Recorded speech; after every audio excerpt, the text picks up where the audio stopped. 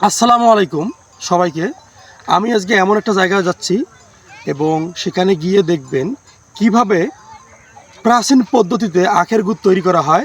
Step by step আমি আপনাদেরকে দেখাবো। অবশ্যই ভিডিওটা সম্পূর্ণ দেখবেন। গ্রাম বাংলার এই নিস্তরঙ্গ প্রান্তে বাদাম ক্ষেতের মাছ দিয়ে এগিয়ে যায় আমাদের যাত্রা।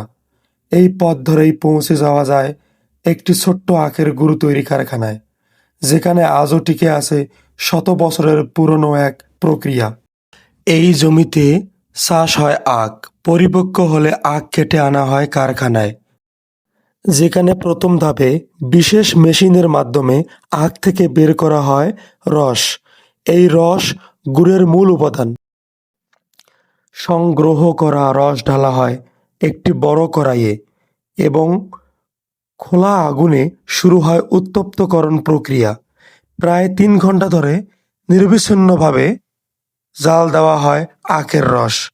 এক সময়ে শ্রমিকরা একটানা জাল দিতে থাকেন যাতে রস পুড়ে না যায় এবং সঠিক ঘনত্বে পৌঁছায়। সময়ের সাথে সাথে হালকা তরল রস ধীরে ধীরে ঘন হতে থাকে।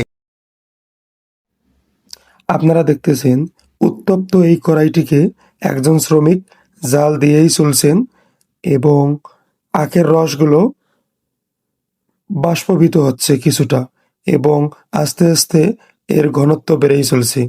দেখতে পাচ্ছেন যে কিরকম টকবক করতেছে আখের রসগুলো।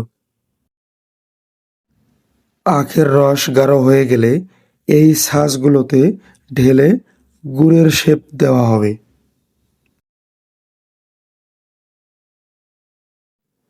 এখনো শ্রমিক জ্বলন্ত আগুনে কড়াইটার উপরে আখের রসগুলোকেও জাল দিয়েই চলছে। দেখতেছেন কিরকম উত্তপ্ত হয়ে আছে আখের রসগুলো, অনেক গাঢ় হয়ে আসছে এবং রঙও পরিবর্তন হয়ে গেছে।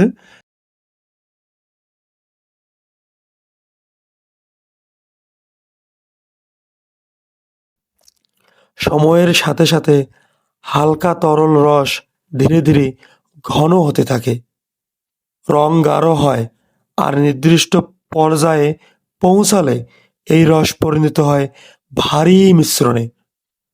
এরপর সেই ঘন মিশ্রণ নির্দিষ্ট ছাঁচে ঢালা হয়। স্বাভাবিক তাপমাত্রায় ঠান্ডা হওয়ার পর এটি রূপ নেয় খাঁটি আখের গুড়ি। কোনো রাসায়নিক নয়, কোনো কৃত্রিম সংযোজন নয়, শুধু আখ, আগুন আর সময় আর কিছু মানুষের অভিজ্ঞতা। এই প্রক্রিয়ার মধ্য দিয়েই আজও তৈরি হয় গ্রাম বাংলার ঐতিহ্যবাহী আখের গুড়, যা শুধু একটি খাদ্যপণ্য নয়, বরং এটি একটি সংস্কৃতি ও ইতিহাসের অংশ।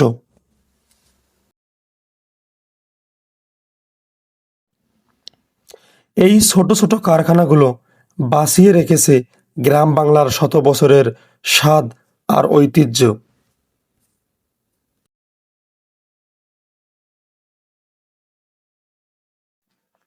আজ এ পর্যন্তই গ্রাম বাংলার ঐতিহ্যবাহী আখের গুড়ের গল্প। আজকের মতো এখানেই শেষ করছি। আবারও দেখা হবে নতুন কোনো গ্রাম বাংলার গল্প নিয়ে। সেই পর্যন্ত সবাই ভালো থাকবেন। আল্লাহ হাফেজ।